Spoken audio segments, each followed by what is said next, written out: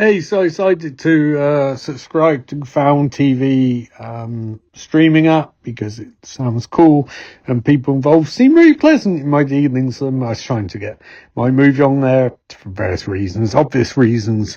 It wasn't accepted, but I figured, hey, I don't need Disney Plus subscriptions. I don't really watch anything on Disney Plus. I haven't really watched anything in ages on there. So I thought, let's try Found TV. Obviously, it's after I watched the Bigfoot Diaries, which you should definitely watch because it is fucking hilarious and includes the classic line, Bigfoot has a huge cock, which I think you can agree is Oscar Wilde level wordplay right there. But I thought, hey, let's subscribe and let's find something to watch. And I found Nick Cartrufu's The McKinney Family Home Videos, which was 1 hour, 8 minutes.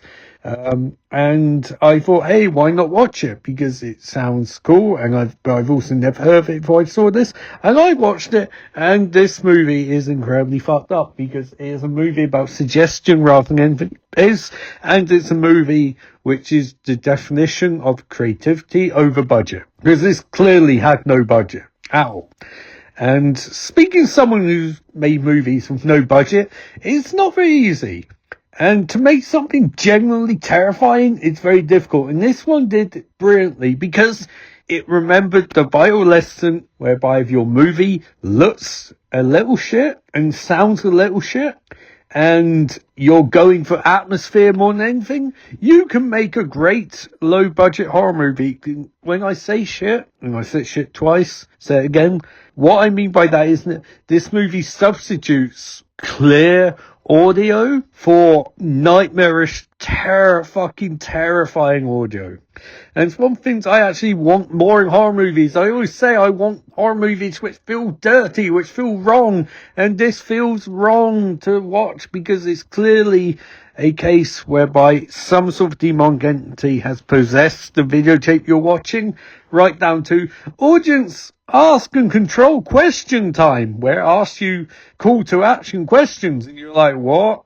And spelling's wrong on them too, which is even better because it makes it really seem like this is something which is trying to hack the footage you're watching.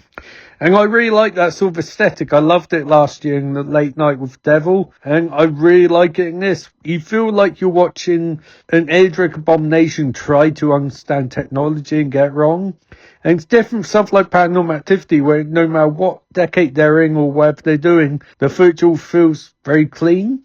This, in here, it doesn't. It feels off, like you're watching something you're not meant to be watching, which I think is one of the joys of the found footage channel, is they're able to have that aesthetic, because people aren't making these stupid movies. Like, one thing that pissed me off about Amazon Prime subscription submission process was it felt like everything had to be 4K and pristine and clean. It's like, no, the best movies are not like that. The best movies feel interesting and unique and visually dynamic, not, this is in HD Ultra 4K. I mean, not all movies need to be like that, and I love this service because it feels, between this and Bigfoot Diaries, it feels like something whereby they're putting the material first, and they're not going, we would have this, it's great, but also we need it in 4K. I mean, like, for example, this is subtitles, but the subtitles are wrong.